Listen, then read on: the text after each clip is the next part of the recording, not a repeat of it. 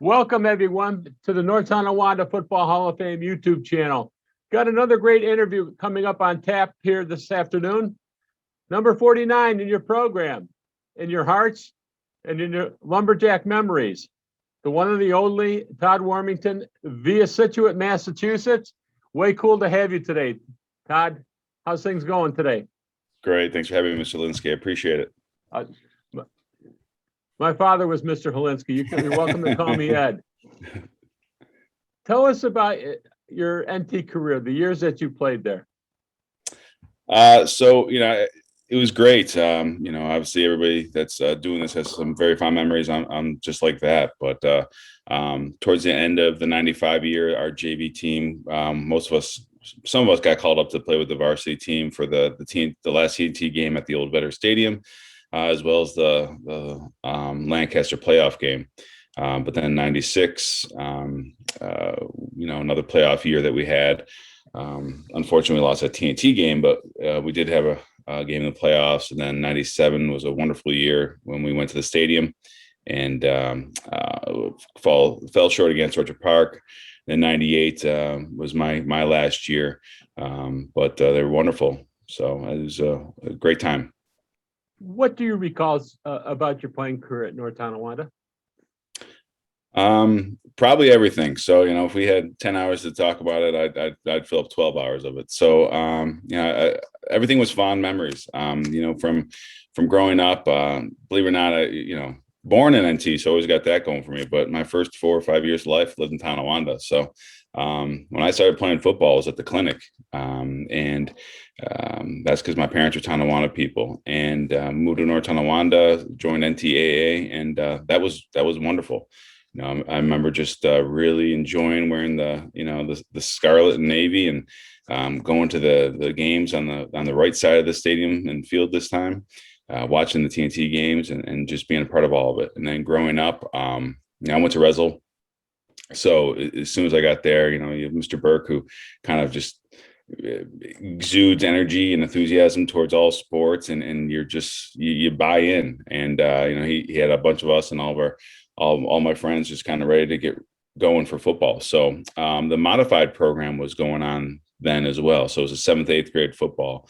It was kind of one of the first years we did it because, us and Lowry, those teams were done, but there was a need for it. So they brought us together to play a modified season. And that was my first time really hanging out with any Lowry kids. And there wasn't many 7th graders on the team. So I got to really come close with them, as well as more with the 8th graders that I was already friends with at Resel. But that was great under Coach Puffpath. He was also our freshman coach the next year, him and Mr. Shermani. But winning seasons, wonderful times. Never a doubt in my mind that I was doing the right thing playing football in North Tonawanda. Obviously sports are great. We had great baseball teams, good basketball teams. Soccer had years in there, but it was a football town, right? And you knew it. So I'd always felt right doing it. My freshman year, I was in 8th grade, so I had to walk to the high school, and I was walking on Selkirk, and then getting egged during TNT week because I had my jersey on. So, it just helped give that motivation. But moving on to JV and varsity, Coach Jancy was his first year as JV coach, and before that, the JV years were pretty lean. But him and Mr. Montesani took over the program, and I think we were 6-2 that year. The next year, they were, I think, 7-1. But they turned that around, and quickly that showed where we were going to go as a program.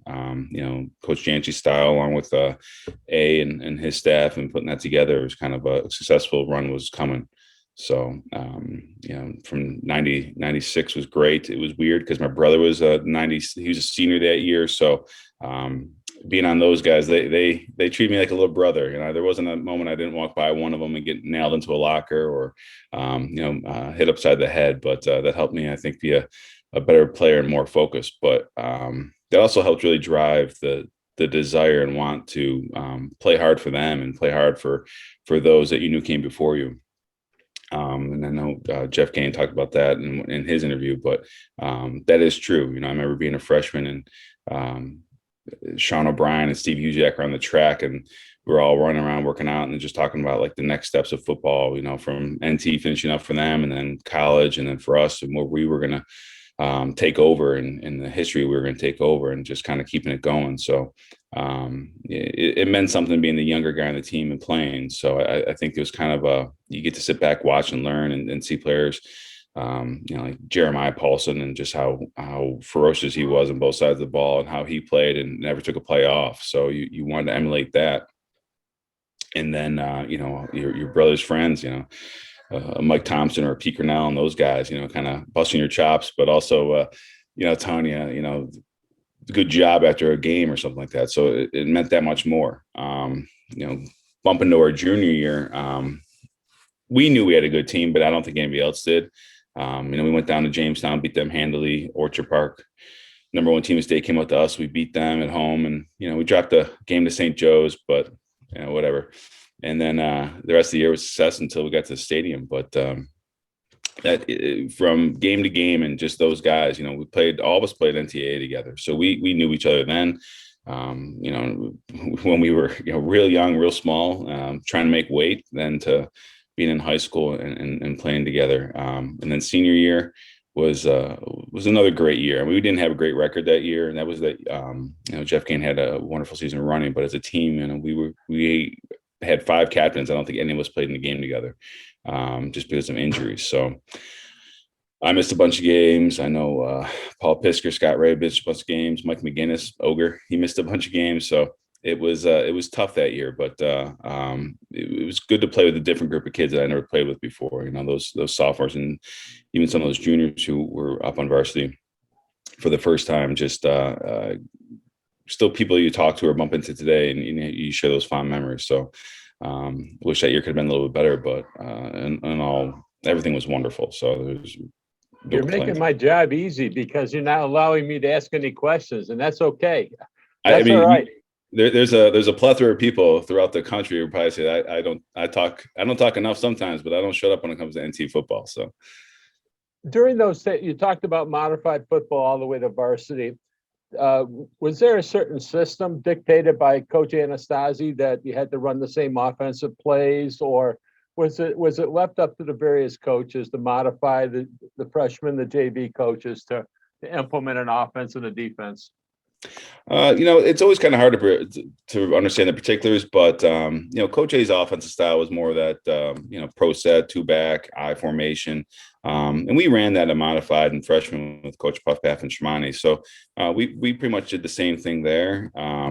Big fullback, big tailback, throw the ball when you need to, but you run to set up the pass, and it's not the other way around. And the same way with Jancy's offense, because when I was on JV, we ran the wishbone, a lot of power plays, buck traps, everything else that was modified to work within looking similar to what the varsity system was. There was a little bit of a trickle down there, but I think there was always a room for movement in utilizing the players. If you just had a bunch of lunkers in the backfield, they would have used them. If we just had a bunch of big backs, they would have used it. But I think Jancy back when I was there was always his 3x5 cards he was carrying around. But there was always a play for something or a modification for something. And at all levels, the game planning was great. I mean, they put us in positions to win, and sometimes we didn't always come through with the game plan, but we were in the right position to win. But I think the modifications were definitely left up to the coaches and what they had, and what was going to make the team successful. What coaches were the most influence on you during your high school career? All of them in different ways. There literally was nobody that just sat in the shadows and didn't speak up or push in the direction that made you successful or make you, still things you remember today. I from Coach Puff Paff and Shimani, you want to talk about having fun, and that was a lot in football. There was a time to turn it off, time to make a joke, time to get serious, but it was all about having fun. And when I got called up to, when I was on JV with Jancy Montasani, I met Coach Montasani when he was my student teacher in 7th grade for Mrs. Lewis's class, because he had moved back home and was getting back in education. But It was a huge influence there, just, seeing what it meant for him to be a good running back in North Tonawanda and then go on to play in the Ivy League and being like, well, I want to do that too. Sixth grade, I remember at career day, Corey Zayats came into Resl and started talking about cartooning. And he made the mistake of saying that he played college football at Bucknell. And that was the first time I heard about Bucknell. But I don't think we asked him about cartooning the rest of the time he was there. He was just talking about college football. From just knowing that they had influences on the NT and knowing where you wanted to, that's what you wanted to do. And then, from a football standpoint, I think Montesani kind of had to teach you how that there was that edge. You had to have a little arrogance to you. Everybody knows Coach Montesani. He carries himself in the high regard, and I do too. But he makes you know that if you're gonna be the person to play the part, you got to be the person and play that part. You can't just fake it. Coach Jancy, I think that from his level, coming up to JV, attention to detail, hard work, not making excuses. There was a time that I didn't want to run sprints in JV because I got dinged up a couple plays before. And he asked me if I was running. I said no. And he said, all right, you're sitting. And, I'd never been sat before. And I was like, well, why would that be the case? Because it was the best thing for the team. It was also the best thing for me. You learn a lot that way. And then Coach Tom, obviously, who played or coached us, but he was never my coach, but he was my JV basketball coach. He taught me a lot about the importance of being a student athlete and that you will be held in a higher regard by the outside because people are looking at you and they want to kind of knock you down. So don't give them that excuse or don't give them that foot in the door to do that. Do the right thing at all times. Even when you're trying to do the right thing, go the next step because that will be expected of you. So that was hugely important. And then getting up to varsity, Coach A is he had this approach where he never yelled unless he needed to, and if he did, he knew that we all deserved to get yelled at. But I think what he taught with us was kind of the tradition of NT doesn't just sit with you as a player or this team. It's going to be carried on for many years after, and it's been here many years before you. So I think having him as a math teacher as well, and seeing kind of how he wasn't much different there. Math is important. Like you got to carry yourself here in this way too, and put time and effort into it if you want something on the back end. So that was a big thing with him. From starting summer camp and having the meetings and the preparedness of watching film and just being ready. That was a huge thing that I learned from A was the tradition lives and there's a reason why it's there. Coach Fona, he has his clipboard with all his defensive plays and his weird gimmicks or mock-ups that he would make for the weekly game plan. That was refreshing to see. And then there's definitely stuff like that I carried over when I started coaching was just, your system is your system, but you have to adapt for, your opponent and be ready for them. Obviously Coach Hoppy, great coach. He was always fun, had something funny to say. Special teams, he made special teams important because a lot of times people can take that off, but he made sure there was an emphasis on it. Little A, he was there with us as well. Coach Seasley, they always had good one-liners and just also made sure that the approach and technique was there. And that, you sunk your hips there, but you can sink them lower, can't you? Yes. Okay, let's do it. There was a lot of great coaching, and then, like I said, Coach Burke before. Sixth grade on, like I said, he was always somebody that you wanted to see or emulate or wish you can run as long as he could or swim as many laps as he could. And but he was always pushing and great technique and fun and energy. And you'd always ask him what the temperature was in Tuscaloosa, and he would have an answer for you or some other funny comical thing to keep a double session practice fun and moving forward. What are your memories about your TNT games? Not great. So like I said, we got called up to a 95 game and played that last game of Batt, and that was awesome. The crowd was packed. It was I played a lot of games at Batt, but never a night game. And coming out of almost like a tunnel of people. We beat the bag out of Tonawanda. It was 29-0. And that was the year like, oh, they should stop the game. It's unfair. But the energy in the crowd and the atmosphere. And I mean, I don't think I didn't get in that game. I know a couple of the JV guys did, but I didn't get in that game. But I don't think I could have either, because I was just too busy, being a fan, watching the crowd, watching the other sideline, and the crown on the field, and just how beautiful it was. And then sophomore year, Clint Small Stadium, was packed as well. They were getting better. They were good. They weren't great that year. We were going to the playoffs, and we had an up and down year sophomore year. Lots of injuries, but also I just think that we didn't play great as a team until towards the second half of the season. But we went to Tonawanda, and we did overlook them, being the bigger, better team. We lost in overtime 7-6, and Frank Pizza had an amazing game. He was the MVP of that game, but defensively, the field was a mud pit, so there wasn't much offense going on, so it was a lot of defense. But their winning touchdown in overtime, like we saw that play earlier and we missed it. So that was, we stopped it earlier in the game. We missed it in the second half. I'll put that blame on me, because I made the tackle in the first half. I did not do it in overtime. So that was definitely my fault. So I wasn't feeling great about that. And then, but it was good. I think it was good for the rivalry. It was, you never want to lose and be a part of that. I know they lost this past year, but there hasn't been many since, and that's what it should be. But, it really drove the rivalry. And then the next year, we were both outstanding programs. The Coach Shiflett had really brought Tonawanda back to, some of the glory days. I was talking with, you talking with Rick Asada and them, but it was 28-14 at our new stadium at behind the field, which is now gone because it was always a pretty bad stadium.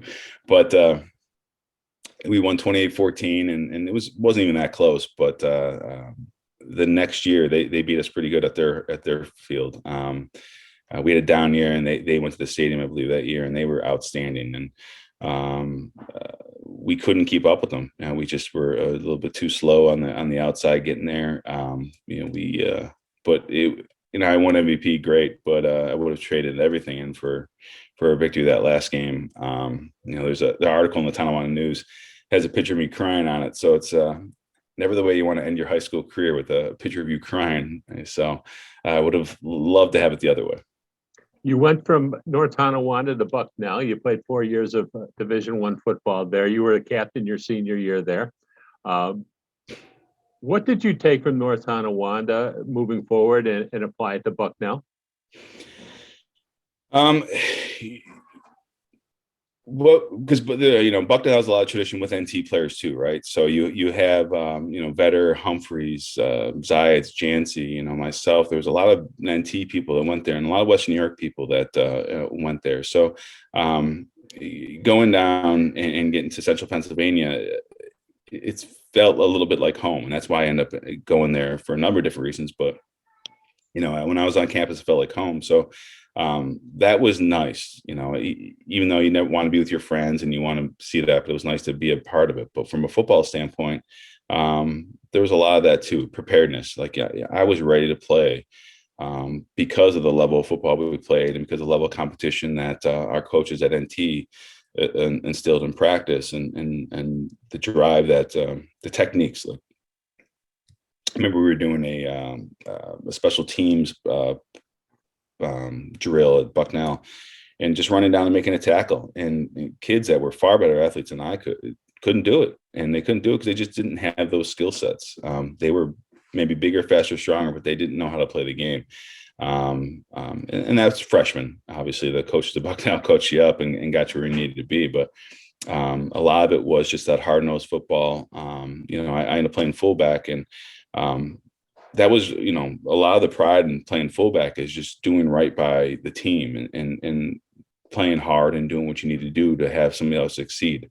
And I think a lot of people can't turn off that to drive to be individually successful when the end goal is obviously in the greatest team sport is to win a championship. You don't win those by yourself. So I think that was something that I was able to bring from North Tonawanda, is that it's bigger than you. And that was very helpful at Bucknell. You went into the North Tonawanda Football Hall of Fame in 2007. Both your parents followed you in on 2013 on the contributor side. What does it mean to be part of the North Tonawanda Football Hall of Fame?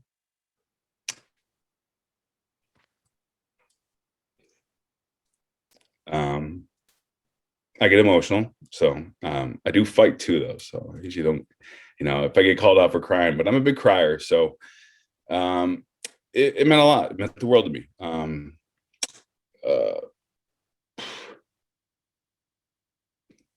Still tough because of how much it meant.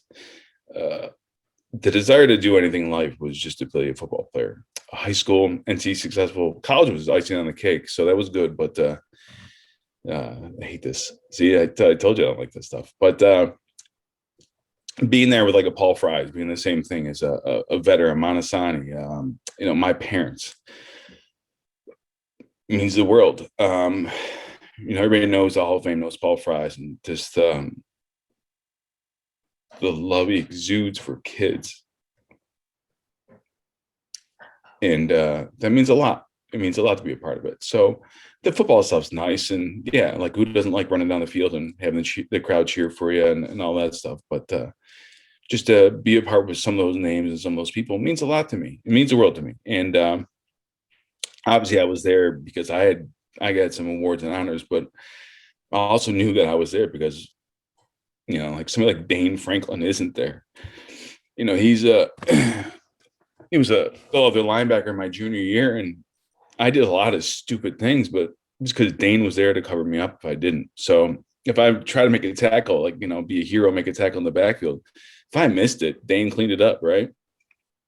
Same with like the Day brothers, they come down, Aaron to come over top, Wicklash would come over top, and they make the play just because I was trying to be a hero. And I made a lot of those tackles, but if it wasn't for me, or if it wasn't for them, my stupidity would have, end up being, it's not 2nd and 7 would have been touchdown their team. So, that also means a lot to me to be in the Hall of Fame because of what other people sacrificed. And, I got lucky. So, same with like people, my friends, and just, driving to games or practices and being a part of that. It just means the world to me. So. Good answer. Yeah. And there's the plaque. You're good. You're composed again. That's a good thing. That's all right to have a little emotion. Yeah. Well, not always, but I can't help it. You're going to be 40 years old this year.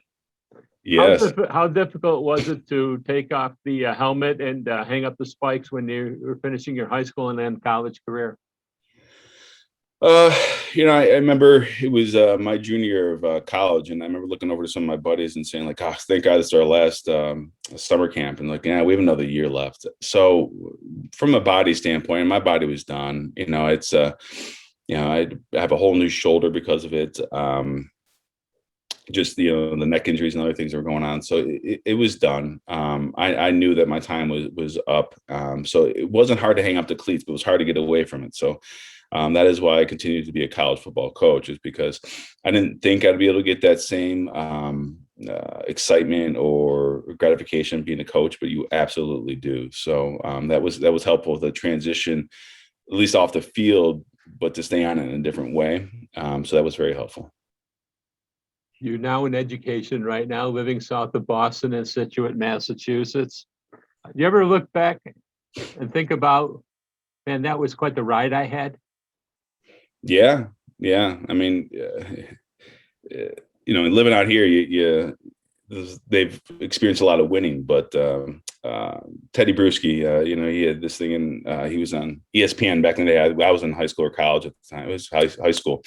But it was the song "Glory Days," right? Bruce Springsteen, and you never know when it's over. So, yeah, I think the ride was great, and the ride continues because of everything that ride gave me. Friends, I went to college; they paid for it.